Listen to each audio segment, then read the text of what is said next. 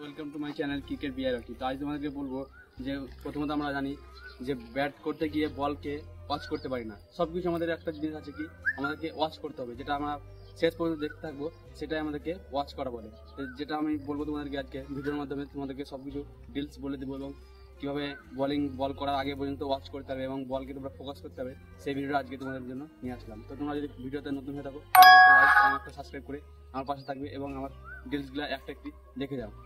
ডিটেলসটা যেটা হচ্ছে সেটা হচ্ছে আমাদেরকে ব্যাটিং করতে যাওয়ার সময়, যেটা আমি দেখিয়ে দেবো তোমাকে এর মাধ্যম দিয়ে, যেটা তোমরা প্র্যাকটিস করলে অবশ্যই তোমরা ভালোভাবে শিখে যাবে কীভাবে করতে হবে। তা আমি তোমাদেরকে প্রথমত বলবো যে এই ছেলেটা যখনই ব্যাট করতে যাবে তখন স্ট্যান্ডটা সেইভাবে নিবে এবং এভাবে নিয়ে যদিও সে হেডটাকে এইভাবে নিয়ে নেয়, সে কিন্তু বল ঠিকভাবে ওয়াচ করতে হবে না এবং বলিং সে রিলিজ করা পর্যন্ত ওয়াচ করতে গেলেও কিন্তু টেরা ওয়াচ করবে এবং সাইড এভাবে থাকলে কিন্তু সাইডে ওয়াচ হয়ে যাবে এবং তাকে হেডকে কিন্তু স্টিল রেখে এই দুই চোখের বরাবর কিন্তু সেম রাখতে হবে এবং বলকে ফোর্স করার জন্য সেই জিনিসটা সেম রাখতে হবে এবং চোখের যে আই কন্ট্যাক্টটা তাকে ঠিক রাখতে হবে, সেটা তোমাদেরকে ফলো করতে হবে। এবং ব্যাটিং স্ট্যান্ডটাকে সে এভাবে নিয়ে এবং ব্যাট ক্লিপটাকে খুব একটা উঁচু নিয়ে নেয় এবং নিচে নিয়ে রাখতে হবে, যাতে বলটা ব্যাট সুইং করার সময় অত্যন্ত ইয়র কাট বললে কিন্তু তোমরা অবশ্যই আগে ব্যাটের আগে বল চলে যাবে। তো সেটা তোমাদেরকে ফলো করতে হবে এবং হেডটাকে স্টিল রাখতে হবে যখনই ব্যাট করার সময়, এবং হেড না স্টিল করলে কিন্তু বলকে ওয়াচ করতে হবে না। তো আমাদের সেকেন্ড ডিটেলসটা অবশ্যই দেখতে থাকবে।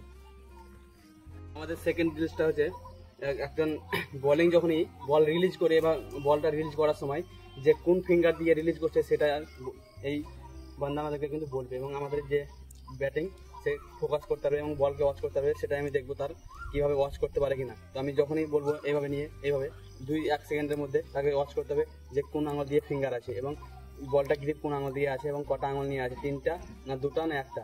তাকে আমি তোমাদের দেখিয়ে দেবো কেমনভাবে সে বলতে পারে কিনা। চলো আমি তোমাদেরকে দেখাই। 2টি, আমি বলছি 1টি, 2টি, 4টি, 2টি, 3টি।